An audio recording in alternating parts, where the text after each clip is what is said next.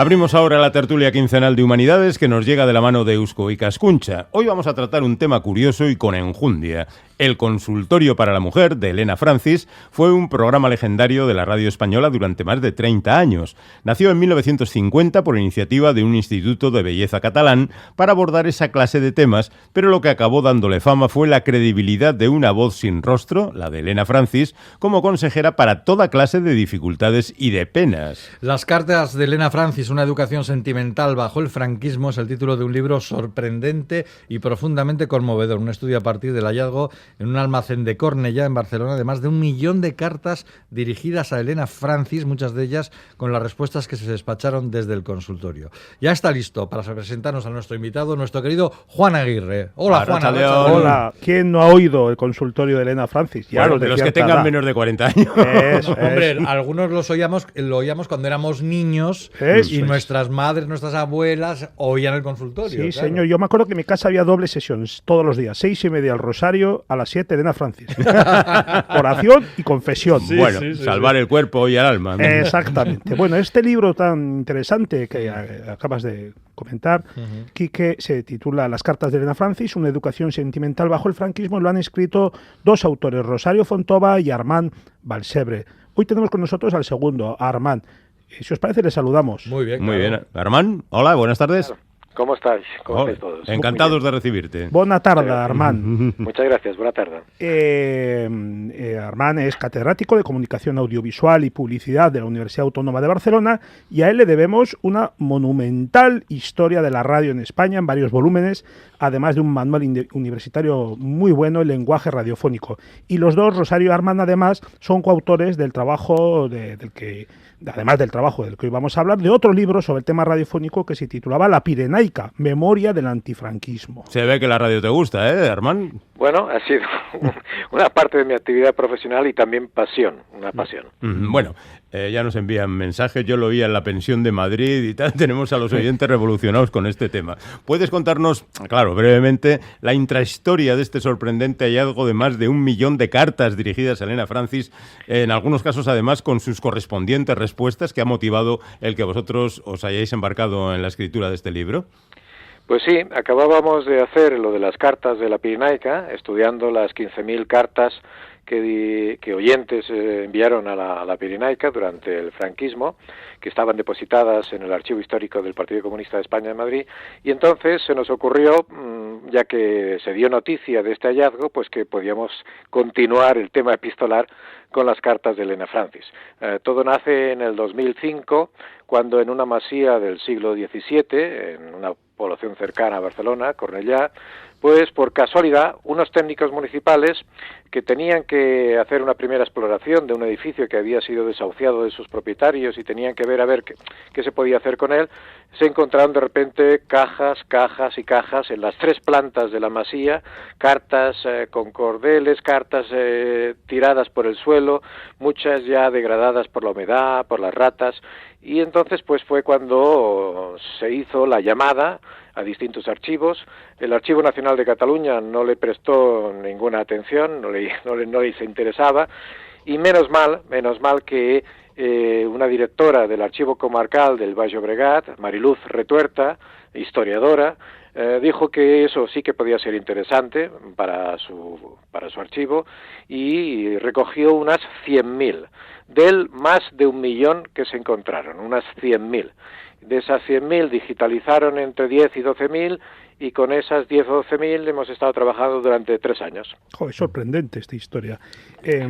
Armand, los oyentes de Elena Francis creían que existía esta mujer, que era un ser de carne y hueso. Ignoraban en aquel momento que detrás lo que había era una estructura empresarial muy montada, con guionistas, con locutoras e incluso con un equipo encargado de responder por escrito a cartas que no se radiaban. ¿Qué importancia tuvo esta correspondencia personal, a título privado, fuera de antena, entre la consultora y sus oyentes para la proyección de este gran fenómeno sociológico que fue Elena Francis? Sí, esa es la conclusión, yo creo, principal. Nuestra aportación está en reconocer que Elena Francis no fue solamente un mito mediático, a través del consultorio que diariamente se emitía por todas las emisoras españolas, sino que fue más allá del contexto mediático, puesto que más de 1 millón de cartas en 33 años supone que fueron muchas las personas vinculadas a Elena Francis por la carta que enviaban y no se radiaba. Hemos de recordar que el consultorio duraba unos 25 minutos y que si hacemos un promedio entre 7 y 10 cartas por emisión diaria, que es más o menos lo que se trataba, a lo sumo se debieron tratar unas 65.000 cartas en esos más de 33 años, pero en cambio en Cornellá se encontraron más de 1 millón. Jolín. Es decir, que el auténtico consultorio, el auténtico, estaba no estaba en la radio, estaba en ese equipo de contestadoras de cartas, todas mujeres, que en jornadas de 8 horas, encerradas en un despacho de uno de los laboratorios del Instituto Francis o en sus propios domicilios, con un trabajo muy estajanovista, mal pagado, reproducían un poco las consignas de Acción Católica y de Falange de la época y daban el consejo que se creía que tenían que dar a todas esas personas atormentadas que acudían pidiendo consejo a una Elena Francis que, como ya podéis imaginar, pues nunca existió. Tiene unos ribetes kafkianos esto, ¿eh?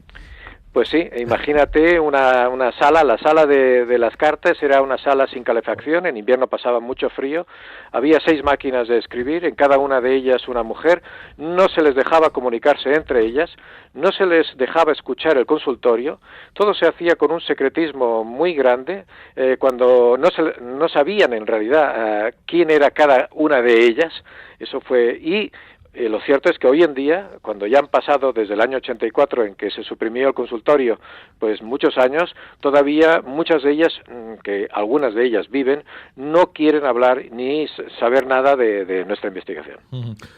Armand, los que tenemos una cierta edad recordamos el consultorio por las cartas de contenido sentimental, pero el libro nos recuerda que el consultorio atendía sobre todo a temas de belleza y de cuidados femeninos, así como a peticiones y consejos de lo más variopintos.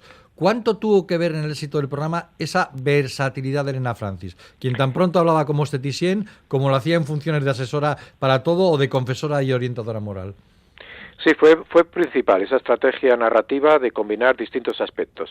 El consultorio, cuando lo conciben los dueños del Instituto Francis, el señor Fradera y su mujer, Francisca Bescalvet, Fradera era ya miembro de la burguesía catalana muy importante, con industria cementera e inmobiliaria.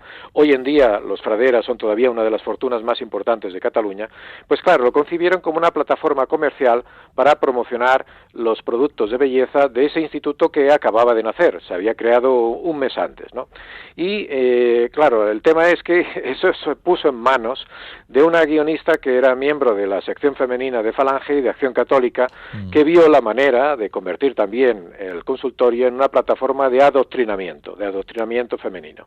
Y entonces se combinaban los temas. Lo que interesaba era vender los productos de belleza, por lo tanto tratar todo aquello que tiene que ver con el sobrepeso, con los granos, con el cutis, con el pecho más o menos grande, con la necesidad de aumentar la talla, en fin, todo este tipo de cosas que se consideraban asuntos femeninos, también del hogar, una receta de cocina, una mancha, cómo quitar una mancha, cómo decorar un dormitorio, pero al mismo tiempo empezaron a llegar al consultorio cartas de mujeres que realmente sufrían malos tratos de sus maridos, jóvenes, muy jóvenes, que tenían muchos problemas con el novio, que estaban totalmente perdidas y buscaban una respuesta en alguien que las aconsejara, y ahí es donde entró todo el asunto sentimental, y por eso repetimos que a través de ese fondo epistolar realmente tenemos una memoria sentimental del franquismo muy interesante. Pero hubo evolución, Armand, en estos, primero en las peticiones desde el punto de vista de las consultoras y en las respuestas o sea, en las peticiones, en las cartas y en las respuestas de la consultora. ¿Hubo evolución? ¿Se vio cómo la sociedad española iba evolucionando en el tratamiento de los temas? Pues lo sorprendente es que si analizamos las cartas que no se radiaron, las cartas que la mayoría son las que hemos consultado, con las respuestas de Elena Francis, diríamos que no hubo evolución. Es como si se hubiera instalado en una foto fija en esas directrices que dio la primera guionista, Ángela Castells, en los 4 o 5 primeros años que estuvo, y que luego reprodujeron las guionistas siguientes, como consigna que se trasladaba luego a las contestadoras de cartas, que funcionaban al margen del consultorio, y eso funcionó tanto en 1951 como en 1972. Es decir, que básicamente ahí no se veía una cierta evolución al paso del tiempo, porque el franquismo no es el mismo de los años 50 al de los primeros años 70, ¿no? En cambio, el consultorio sí, el consultorio radiofónico sí que hubo una cierta evolución. Es cierto que permanecieron los temas importantes, como los rituales del noviazgo, ¿no? Guardar las ausencias cuando el novio está en la mili, devolver las fotos cuando se producía una ruptura entre novios. Elena Francis, que veía muy bien la diferencia de edad entre prometidos al matrimonio, sí, era el hombre quien llevaba a lo mejor 14 o 15 años de edad a la mujer, pero no al revés. Ya no podía exigir al novio que cumpliera su compromiso si el novio lo rompía en el último momento.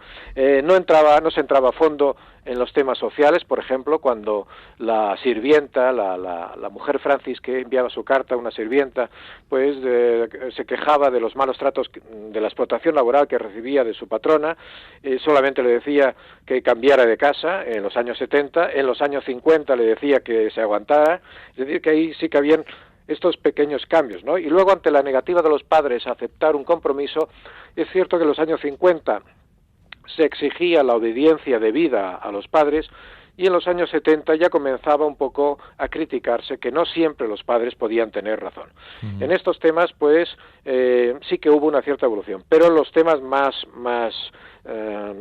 dramáticos, como el tema de los malos tratos en el seno del hogar, etcétera, ahí poca evolución hubo, aunque es cierto que hubo menos contenido religioso en el texto de las respuestas.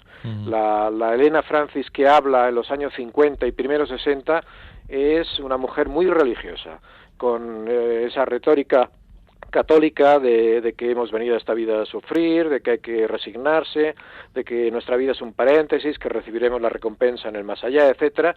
Y en cambio ya en los 70 este tipo de sermones religiosos pues ya no tenían tanta presencia. De todas formas es curioso cómo en casi todas las respuestas la culpabilizada es la mujer. O sea, si hay malos tratos en el hogar, si hay incluso violaciones, pues la culpa la tiene la mujer, que se tiene que comportar bien. Pero si el hombre se comporta mal, por ejemplo, la mujer es culpable porque puede ser una lagarta. Es tremendo esto, ¿eh? Sí, el mito de la otra, ¿no? La otra es la culpable.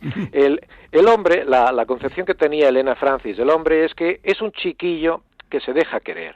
Hay que perdonarle, porque en definitiva el hombre está acostumbrado a esos tipos de pasatiempos, ¿no? El adulterio es un pasatiempo, ¿no? No hay que perdonarle porque luego volverá a ti. No te preocupes, hija mía, que tú eres la esposa, tú eres la que lleva el sagrado sacramento, tiene los hijos y él en algún momento volverá. Es cierto que en los años 70 ya Elena Francis lo que aconseja es que para reconquistar al marido adúltero utilice armas de mujer. Eso no existía entre los consejos de los años 50 y primeros 60. Por armas de mujer se entendía pues que empezara a vestir sugerentes vestidos, atrevidos peinados, es decir, que buscase un poco reconquistar al hombre que se suponía había perdido provisionalmente con siendo más seductora, ¿no? Bueno, algunos oyentes nos dicen que pongamos la melodía del programa, pero la verdad es que no está en YouTube la versión del Indian Summer que utilizaba ella. Hay otras, pero no al lugar y además no tenemos tiempo. Muchísimas gracias, Armand Balsebre, por estar con nosotros aquí y le recordamos que el título del libro es Las cartas de Elena Francis, una educación sentimental bajo el franquismo, que ha escrito Armand en colaboración con Rosario Fontova. Muchísimas gracias y hasta cuando quieras. Y a vosotros, muchas gracias por todo.